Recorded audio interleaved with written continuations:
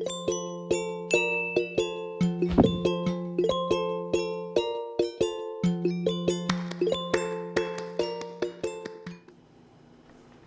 get started, I am going to be using 1 can of evaporated milk. This is a 12-ounce can. You could also use whole milk or heavy cream, but I like to use evaporated milk.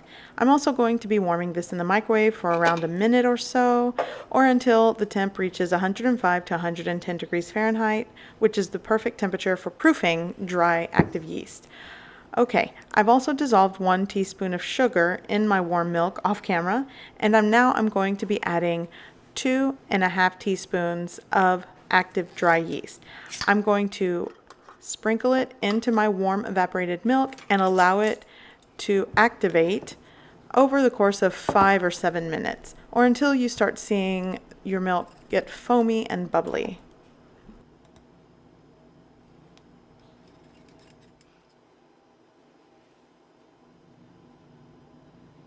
Okay, so my yeast is activated. So now I am ready to start combining all my ingredients to make this dough. By the way, as always, the ingredients and measurements will be located in the description below this video. Okay, and I'd like to mention that this dough recipe, is the same dough recipe I use for my soft, fluffy dinner rolls. So I will leave the link to that in the description as well, and at the end of this video if you want a more thorough video on this dough. I'm speeding things up a bit. I'm using 4.5 to 5 cups of bread flour. You could use all-purpose flour. I just choose to use bread flour. I like the chewiness and texture it gives the dough.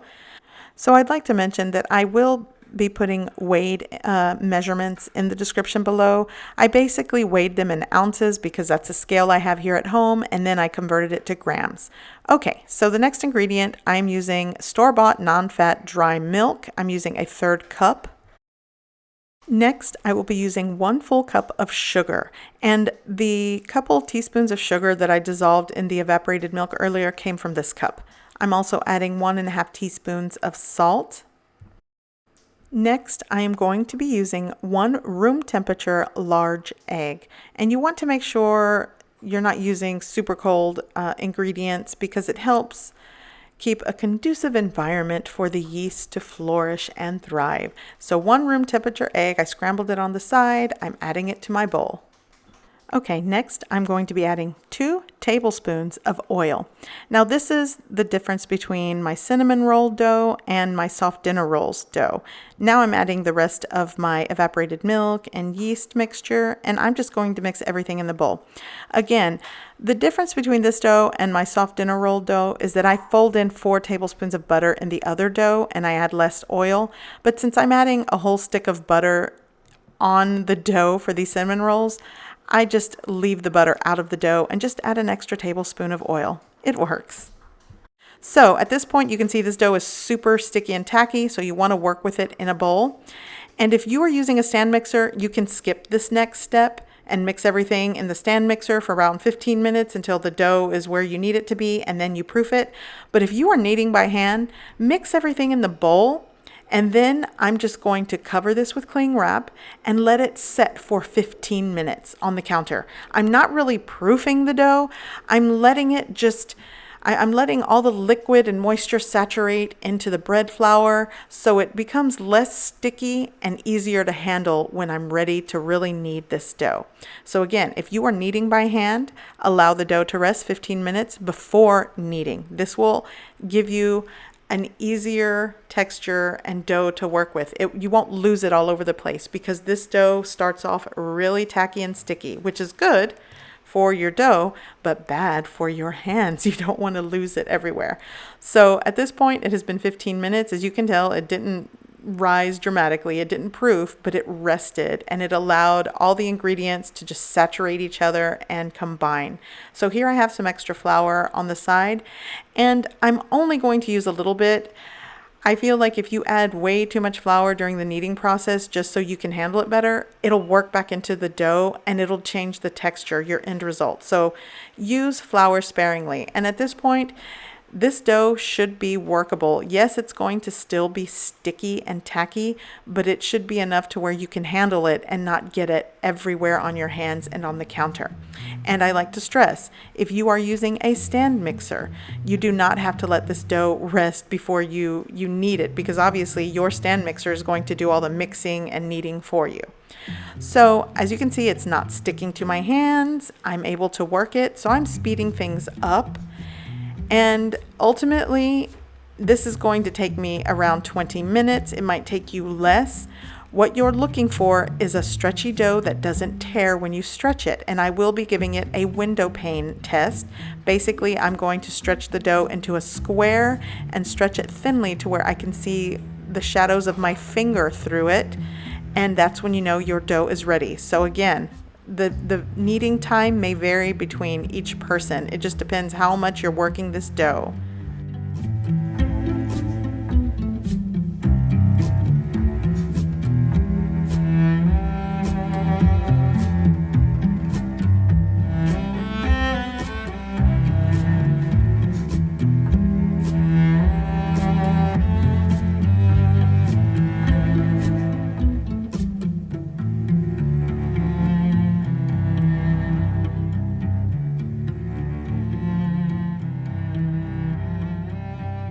Okay, so it has literally been almost 20 minutes of kneading, and I want to show you.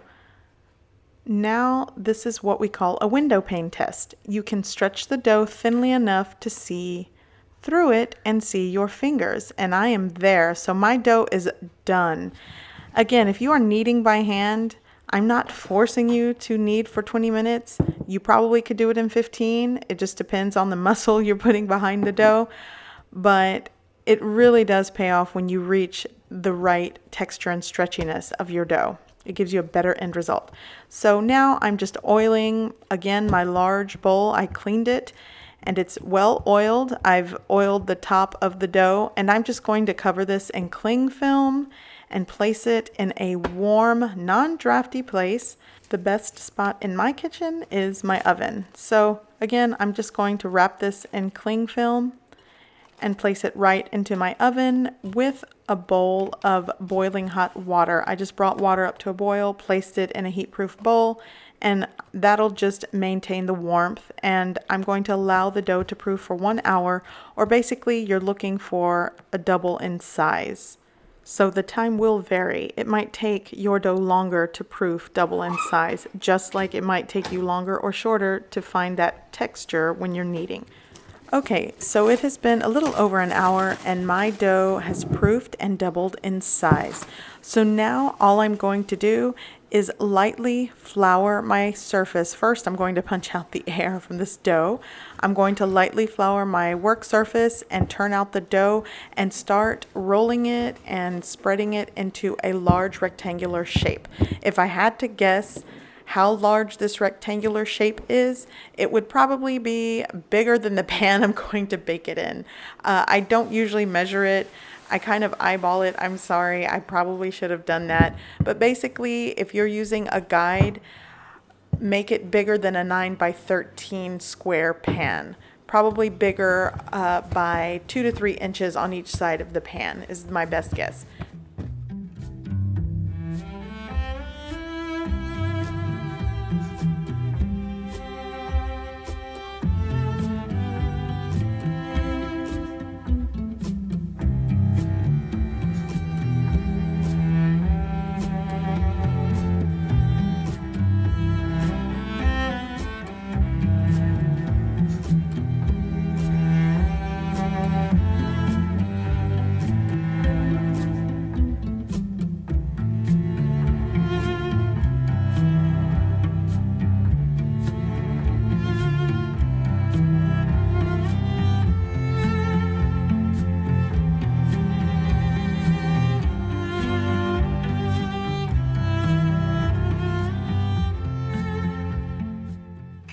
Okay, so here is my odd-shaped rectangular dough. Now I'm going to spread 1 stick of softened, unsalted butter. Now, if you have salted butter, that works too, because I'm actually going to add a pinch of salt to my brown sugar cinnamon dredge or mixture. So with my hand, you could use a brush, a hand works too, a clean hand, and just spread the butter all over your dough. Then after it's spread, I'm going to, in a bowl, mix brown sugar, around a cup and a half of brown sugar, 1 tablespoon of ground cinnamon, and a 1/4 teaspoon of salt, and just sprinkle it all over the buttered dough. I'm going to speed things up a bit.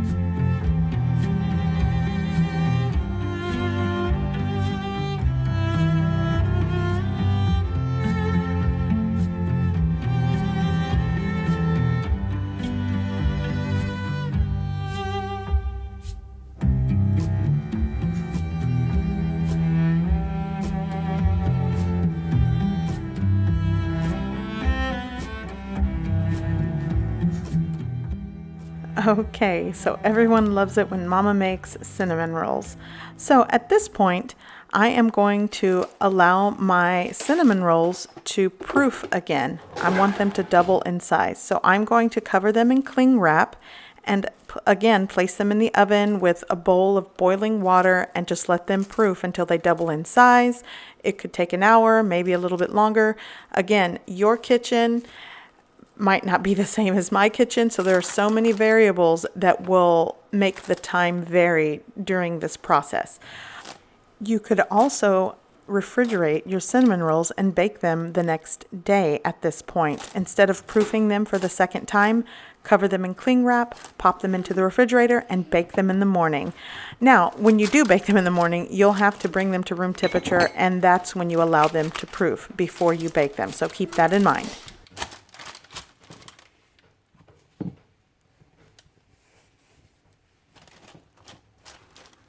Okay, so now they are covered. I'm going to place them in my oven, again with a bowl of hot water, and allow them to proof for an hour or until they double in size.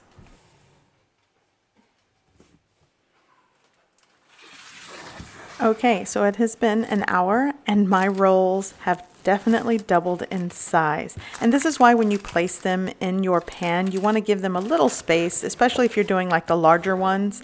You could opt to do a dozen. I opt to do 9 large cinnamon rolls.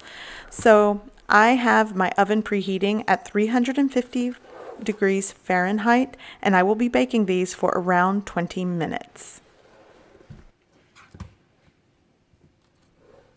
Okay, so for my icing recipe, here it is. I thought I filmed it, but I did not, and I'm sorry, but it is very simple. 4 cups of powdered sugar and 2 to 3 tablespoons of cold milk.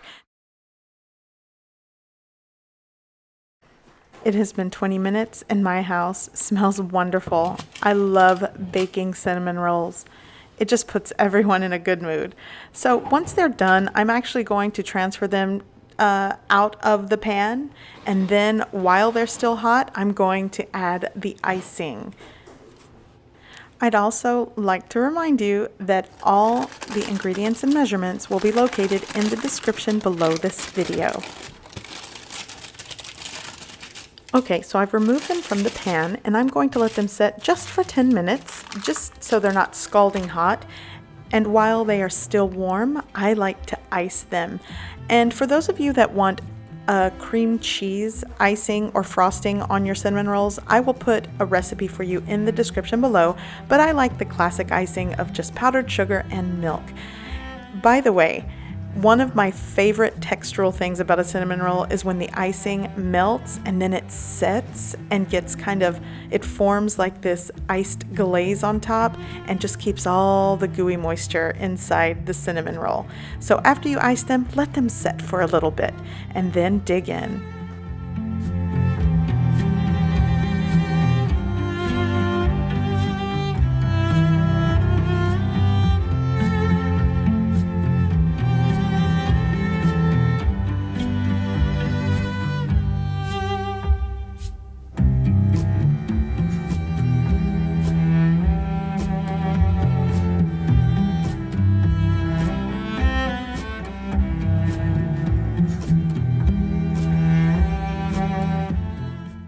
Gosh, this cinnamon roll is perfect, and the dough is so soft, fluffy, and chewy, just like we like them. So I certainly hope you guys give this recipe a try. I hope you like it, and thanks for watching.